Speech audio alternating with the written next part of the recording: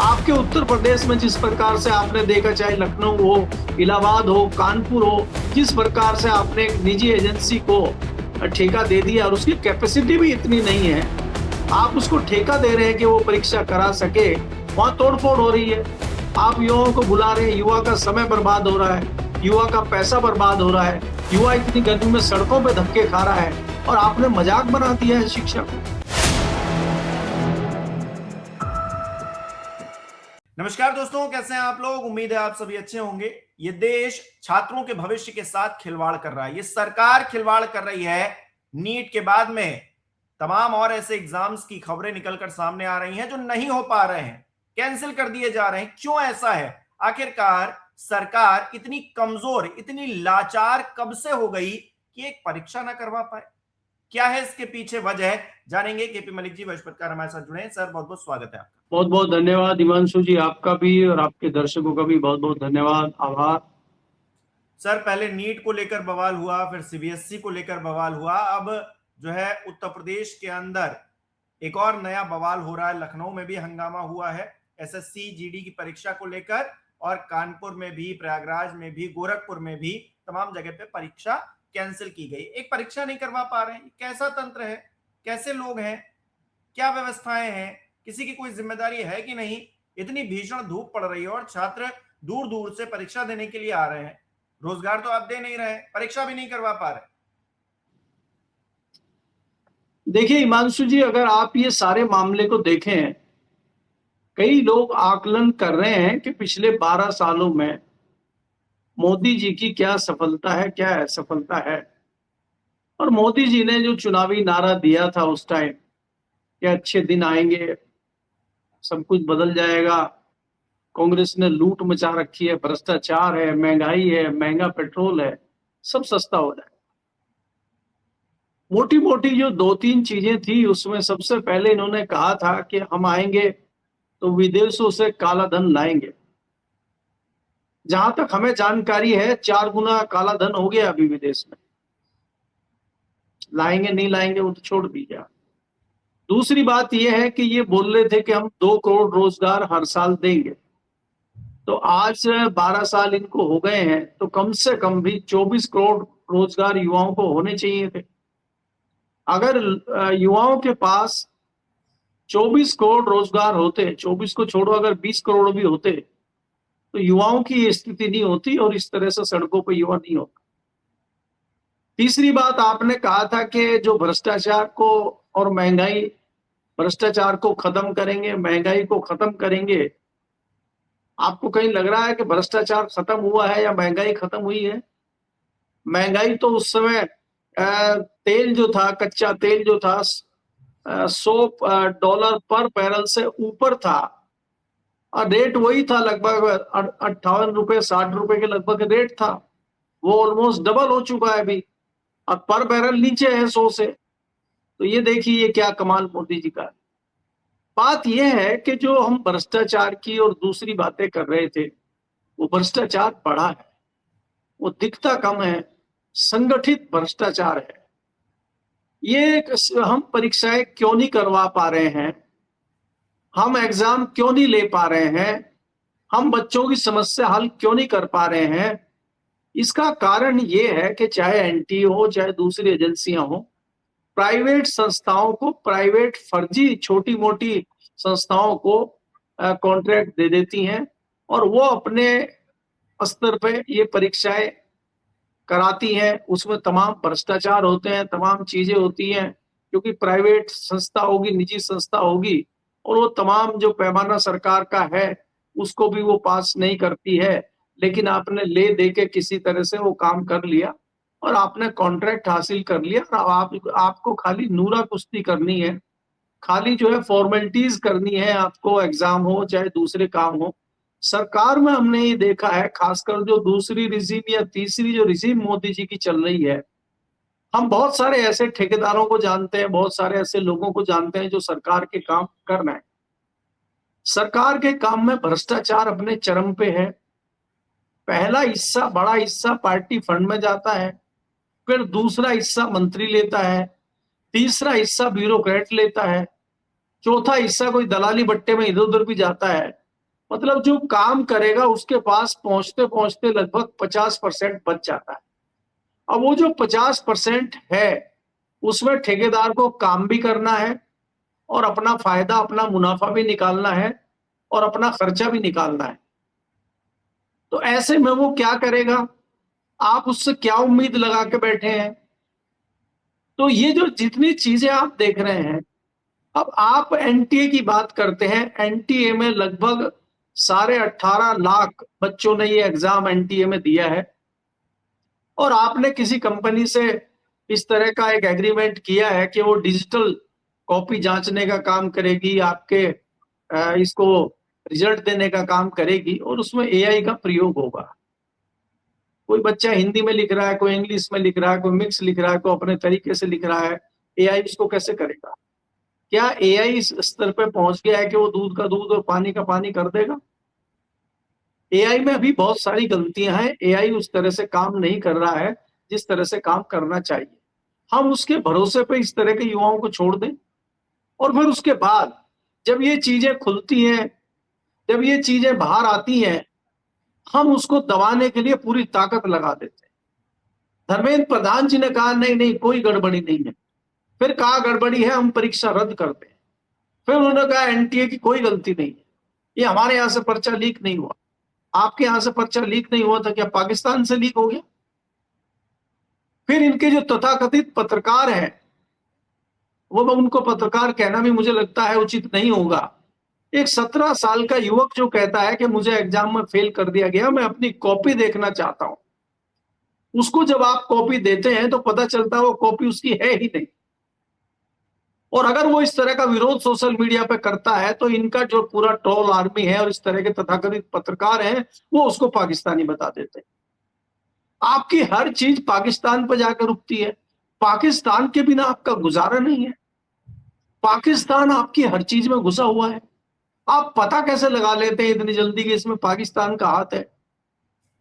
तो ये सारी चीजें जो भारतीय जनता पार्टी की चल रही हैं, इससे कहीं ना कहीं युवा बहुत आक्रोशित है और उस आक्रोश का नतीजा आप देख रहे हैं कि युवाओं की एक पार्टी जो मजाक मजाक में बनी थी, कॉकरोच पार्टी, वो धीरे धीरे सीरियस होती जा रही है। और मुझे लगता है कि उसी का आकलन राहुल गांधी ने कर लिया है। राहुल गांधी भी पिछले कुछ दिनों से जिस प्रकार की तैयारियां कर रहे हैं और जो उन्होंने एक बयान दिया है कि 1 साल के अंदर इस तरह की परिस्थितियां बन जाएंगी कि मोदी सरकार गिर जाएगी, तो मुझे लगता है कि उन्होंने बहुत सोच समझकर बड़े होशो हवास में ये वक्तव्य दिया है, क्योंकि उनको लगता है कि परिस्थितियां उस तरह की बन रही हैं। आप हिमांशु जी देखिए कि 3 घटनाएं मेरे संज्ञान में आई हैं। एक तो ये इस लड़के की आई है जो कॉपी जांचने की बात कर रहा है और इनकी ट्रोल आर्मी और भारतीय जनता पार्टी का पूरा जो सोशल का सिस्टम है, वो पूरा उसके पीछे लगा हुआ है और उसको पाकिस्तानी घोषित करने पे उतारू है। तीसरी मजेदार बात देखिए कि राजस्थान का एक बच्चा सुसाइड कर लेता है।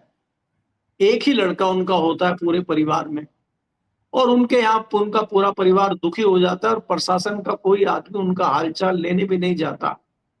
उल्टा प्रशासन, जो जिला प्रशासन है, वो उनको धमकाने जाता है और ये कहने जाता है कि इसमें बिल्कुल भी मीडिया को ये मत बोल देना कि इसने एग्जाम की वजह से सुसाइड किया है, कोई निजी कारण बता देना ये परेशान था, परीक्षा की वजह से था, रोजगार की वजह से था, कुछ भी दूसरा बहाना कर देना, परीक्षा की वजह से ही ना बोले। और अगर आपने ऐसा किया तो इसकी बहन जो एग्जाम दे रही है दूसरा, हम इसकी बहन को ही उठा देंगे। आप देखिए उस परिवार को कितनी अच्छी सांत्वना दे रहे हैं और उस परिवार पे क्या गुजर रही होगी। आपने देखा एक वहां के स्थानीय नेता का 4.5 मिनट का एक कॉल रिकॉर्ड आया है जो उन्होंने वहां के डीएम को किया है। तो ये क्या क्या जता रहा है? ये हम क्या कर रहे हैं? आज ताजा खबर आई है, हमारे भास्कर ने खबर दी है कि मध्य प्रदेश में जो दिव्यांग का कोटा है उसमें अधिकतर भ्रष्टाचार और फरोड़िए भर के वो अगर कोई ब्लाइंड है, कोई अंधा व्यक्ति है, तो उसके नाम पे फर्जी सर्टिफिकेट, सरकारी नौकरी पा ली है और गाड़ी दबाए घूम रहे हैं। और एक को पकड़ लिया गाड़ी चलाते हुए। आप तो अंधे, आप गाड़ी कैसे चला रहे हैं? तो ये काम सिर्फ भारतीय जनता पार्टी की सरकार में हो रहा है, और मध्य प्रदेश इसका सबसे बड़ा उदाहरण है, जहां लंबे समय से भारतीय जनता पार्टी की सरकार, चाहे वो व्यापम घोटाला हो, चाहे वो दूसरे घोटाले हो, ये सब मध्य प्रदेश से इनकी उत्पत्ति होती है। और खबर तो ये भी है कि ये जो एनटीए वाला कांड हुआ है, इसमें भी पुराने व्यापम के कुछ क्रांतिकारी लोग हैं जो इसमें काम कर रहे हैं। हालांकि वो जांच का विषय है, जांच होगी तो नाम निकल के आएंगे, लेकिन इस पे सरकार कुछ नहीं बोल रही है। शिक्षा मंत्री की बेशर्मी ये है कि वो इंतजार कर रहे हैं कुछ और इस तरह की घटनाएं हों, कुछ और युवा सुसाइड करें, कुछ और इस तरह की परीक्षाएं हों, उन परीक्षाओं के पर्चे लीक हों, तब शायद धर्मेंद्र प्रधान जी सोचे ओहो चलो बहुत हो गया, अब इस्तीफा दे ही देना चाहिए। बेशर्मी की पराकाष्ठा है। आपके उत्तर प्रदेश में जिस प्रकार से आपने देखा, चाहे लखनऊ हो, इलाहाबाद हो, कानपुर हो, जिस प्रकार से आपने एक निजी एजेंसी को ठेका दे दिया, और उसकी कैपेसिटी भी इतनी नहीं है, आप उसको ठेका दे रहे हैं कि वो परीक्षा करा सके, वहां तोड़फोड़ हो रही है। आप युवाओं को बुला रहे हैं, युवा का समय बर्बाद हो रहा है, युवा का पैसा बर्बाद हो रहा है, युवा इतनी गर्मी में सड़कों पे धक्के खा रहा है, और आपने मजाक बना दिया है शिक्षा को। क्या आपकी कोई रणनीति है क्या शिक्षा को भस्म करने की, या शिक्षा को समाप्त करने की, या शिक्षा को धराशाही करने की कोई रणनीति है क्या आपकी? हमें तो ऐसा लगता है कि आपका कोई षड्यंत्र है कि शिक्षा को ध्वस्त कर दिया जाए। जी सर, सवालों को ध्वस्त करने का तो जरूर लगता है, शिक्षा को ये कर पाए या ना कर पाए, क्योंकि कोई सवाल पूछेगा तो उसको जो है या तो उसकी आवाज को दबा दिया जाएगा, उसके अकाउंट को बंद कर दिया जाएगा। लेकिन सवाल तो तब भी पूछा जा रहा है, और कांग्रेस पार्टी भी ये सवाल पूछ रही है, सभी पूछ रहे हैं कि भाई आपने कहा कि क्रूड ऑयल बहुत महंगा है, अंतर्राष्ट्रीय स्तर पर जो है कीमतें बढ़ रही हैं, तो हमको भी बढ़ानी पड़ेंगी। चलिए, समझ में आता है। लेकिन जब क्रूड ऑयल गिर रहा है, उसकी कीमतें गिर रही हैं, तब कीमतें यहां पर क्यों बढ़ती जा रही हैं, इस पर कोई सवाल नहीं पूछ रहा है। यह भी नहीं पूछ रहा है कि जो सरकारी तेल कंपनियां हैं करोड़ों के मुनाफे में हैं, मतलब 41% तो जो है पिछले तिमाही में ही, और ओवरऑल देख लें तो 130% सालाना की जो है उनको वृद्धि हुई है, उनकी इनकम में वृद्धि हुई है, अपने खजाने भर रहे हैं। लेकिन आम आदमी को 1 रुपए भी सस्ता पेट्रोल नहीं दिया है। और यहां पर भारतीय जनता पार्टी का जो ट्विटर हैंडल है उस पर चल रहा है, मोदी जी ने 12 साल में 12 काम किए हैं ये बड़े। अरे बताइए, आप देश को चिढ़ा रहे हैं, हमको परेशान। एक तो हम वैसे ही हैं, पेट्रोल डीजल मिल रहा है, इतनी महंगाई हम पर है, और ऊपर से आप चिढ़ा रहे हैं कि मोदी जी ने 12 साल में 12 तोप दाग दिए हैं। सर देखिए हिमांशु जी, अगर आप देखें, भारतीय जनता पार्टी ने मीडिया के ऊपर और इस तरह का एक अपना रुतबा बना लिया है कि जितना ज्यादा ढोल पीटोगे, जितनी ज्यादा आवाज करोगे, जितना ज्यादा चीजों को तेज तेज बोलोगे, उसका असर कहीं ना कहीं जनता में जाएगा। और जनता को एक इस तरह से फ्री का राशन दे के, फ्री की इस तरह की चीजें दे के उसको इस तरह का बना दिया है, उसको धार्मिक बहानाओं में लपेट दिया है, उसको दूसरी तरफ उलझा दिया है कि उसका ध्यान इन तमाम प्रमुख चीजों पे जा ही नहीं रहा है। जो इस तरह की चीजें हैं जिन पे देश पे प्रभाव पड़ता है, उनकी तरफ लोगों का ज्यादा ध्यान जा ही नहीं रहा है, वो भक्ति में लीन है। तो जब तक वो लीन रहेंगे तब तक ये मजे करेंगे, इनकी सोच ये है। आप ये देखिए, अगर हम 2014 से पहले की बात करें या 2014 की बात करें, तब 100 बैरल से ऊपर था तेल, अभी 100 बैरल से नीचे आ गया है। 2 दिन पहले अभी कच्चे तेल के रेट गिरे हैं, और कच्चे तेल के रेट गिरने के बावजूद आप 2 रुपए बढ़ा दे रहे हैं। दूसरी बात यह है कि हमारे जो पेट्रोलियम मिनिस्टर हैं वो कह रहे हैं 1000 करोड़ का नुकसान हो रहा है कंपनियों को, और कंपनियां जो अपनी बैलेंस शीट दिखा रही हैं वो कह रही है हमें तो फायदा हो रहा है।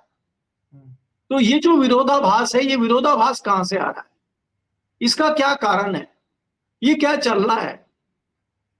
जब इतने सस्ते तेल रेट हो गए थे कच्चे तेल के, वर्ल्ड में जब इस तरह की चीजें थी, उसका फायदा कहीं ना कहीं भारत को होना चाहिए था कि कहीं इस तरह के गल्फ में, और दूसरा यूक्रेन और रशिया के युद्ध से तनाव हो गया था, और उससे कहीं ना कहीं कच्चे तेल के रेट में कमी आई थी, तो भारत को भी उस चीज का फायदा हुआ था, भारत की कंपनियों को फायदा हुआ था। तो वो फायदा जनता को क्यों नहीं दिया गया? जनता के पेट्रोल में, डीजल में रेट कम क्यों नहीं किए गए? और अगर तब कम नहीं किए गए तो अब आप इतनी जल्दी क्यों बढ़ाने में कर रहे हैं इसका सवाल का जवाब कौन ले, ये सवाल कौन पूछे। दूसरी बात यह है हिमांशु जी कि ये तो बात रही भारतीय जनता पार्टी की सत्ता की, मंत्रियों। अगर यहाँ पे आप विपक्ष की बात करते हैं, राहुल गांधी भले ही कुछ बात करें, लेकिन हमारा सवाल विपक्ष से ये है, देश के लिए जो चिंतित है, देश के लिए जो जानकार है, देश के विषय में थोड़ा बहुत जानते हैं, हम जैसों को भी एक औसत बुद्धि के हम व्यक्ति हैं, हमें भी थोड़ी बहुत देश की जानकारी है कि देश किस तरफ जा रहा है। क्या विपक्ष का काम खाली ट्वीट कर देना, सोशल मीडिया पे बोल देना या प्रेस कॉन्फ्रेंस करके अपनी इति श्री कर लेना, इतने के लिए ही विपक्ष है? या विपक्ष का काम सड़कों पर उतरने का भी है? कल से एक फोटो चल रही है जिसमें राजनाथ जी बैनर लेके बैठे हैं, विजय कुमार मल्होत्रा उनके पीछे बैठे हैं, विजय गोयल उनके पीछे बैठे हैं, भारतीय जनता पार्टी के तमाम बड़े नेता सड़क पर विरोध कर रहे हैं पेट्रोल बढ़ने का कांग्रेस के टाइम पे। तो कांग्रेस वाले क्यों नहीं कर रहे? समाजवादी पार्टी के लोग सड़क पे क्यों नहीं उतर रहे? ममता बनर्जी चुनाव हार गई है तो अब वो क्या कर रही है? तो विपक्ष क्यों एग्रेसिव नहीं है, विपक्ष क्यों आपसी लड़ाई में, आपसी फूट में बटा हुआ है, ये भी बहुत बड़ा सवाल है। और जब तक विपक्ष बटा रहेगा, मुझे लग रहा है तब तक भारतीय जनता पार्टी को कोई दिक्कत नहीं है। भारतीय जनता पार्टी की बम तब तक रहेगी जब तक विपक्ष बटा रहेगा। अगर विपक्ष अपनी ईगो छोड़ के, अपनी सारे मुद्दे छोड़ के, अपने निजी हितों को छोड़ के जब तक साथ नहीं आएगा, तब तक भारतीय जनता पार्टी इसी तरह से करती रहेगी और आप बाहर बैठ के खाली तमाशा देखते रहिए और तमाशबीन बने रहिए। जी। अच्छा सर, वैसे तो हम गोदी मीडिया को लेकर तमाम बार बात भी कर चुके हैं और उनकी हरकतें हम जानते भी हैं कि वो क्या करते हैं, लेकिन एक मोहतरमा है, उनका जिक्र करना जरूरी इसलिए है क्योंकि आपदा काल है, संकट काल है, पेट्रोल डीजल के दाम बढ़ रहे हैं, लेकिन बावजूद इसके पेट्रोल डीजल के दाम बढ़ रहे हैं, आम जनता पर कोई इसका असर नहीं है और मोदी जी जो कर रहे हैं वो बिल्कुल सही कर रहे हैं, ये बताने, जतलाने की कोशिश ये मोहतरमा कर रही है। और चित्र विचित्र जो है वो कैलकुलेटर लेकर बैठी हैं और कह क्या रही हैं, 7 रुपए का इजाफा हुआ है। मान लीजिए कोई व्यक्ति है वो 30 लीटर पेट्रोल खर्च करता है तो दाम बढ़ जाएंगे, 94.77 पैसे पहले थे, अब जो है वो 102 रुपए हो गए हैं। तो फिर पहले 2843 रुपए का था, अब वो बढ़कर 3063 हो जाएगा, यानी कि 221 रुपए की ही तो बढ़ोतरी है। इसमें कहां कौन ज्यादा प्रेशर पड़ रहा है किस आदमी पर? यानी कि ये आम आदमी पर, मैं कह रहा हूं, 1 पैसे का भी प्रेशर पड़ रहा है। इनको शर्म नहीं आ रही है, लेकिन ये कहते हुए कि कुछ नहीं हो रहा है। कहां गया वो 35 रुपए का पेट्रोल जिसकी बातें किया करते थे जावड़ेकर जी? इस बारे में सवाल पूछने की इनकी रीढ़ की हड्डी नहीं है, इनको इतनी शर्म भी नहीं है, लिहाज भी नहीं है कि इस वक्त देश परेशान है तो कम से कम चिढ़ाए तो ना। सर देखिए हिमांशु जी, जिनकी आप चर्चा कर रहे हैं वो हम भी वीडियो भी उनका देखा, हम जानते भी हैं उनको दोष देने की कोई जरूरत नहीं है। आप चैनल को समझिए, चैनल के मालिक को समझिए, देश के हालात को समझिए, गोदी मीडिया को समझिए और उनको ये समझ लीजिए कि वो जो चित्र विचित्र हैं, वो चित्र विचित्र एआई की बनाई हुई फोटो है और वो एआई की फोटो, एआई की वीडियो चल रही है। क्योंकि जो इनको लिख के दे दिया जाएगा टेलीप्रॉम्प्टर पे, ये तो वही पढ़ेंगे। इनको तो आकलन भी करना नहीं आता, इनको तो गुना भाग भी करना नहीं आता, इनको तो जो लिख दिया जा रहा है वो ये पढ़ के बोल दे रहे हैं। तो इसमें इनकी अपनी अकल क्या है, इनको क्या समझ में आ रहा है, क्या नहीं आ रहा है, इनको क्या पता? इनको क्या पता किसी ऐसे पत्रकार का जिसने जूते घिसे हैं? अभी पिछले दिनों एक पत्रकार ने आत्महत्या की है मेरठ में और एक बड़े अखबार में काम करते थे, वो दैनिक जागरण जैसे संस्थान में काम करते थे और उनकी छटनी हो गई।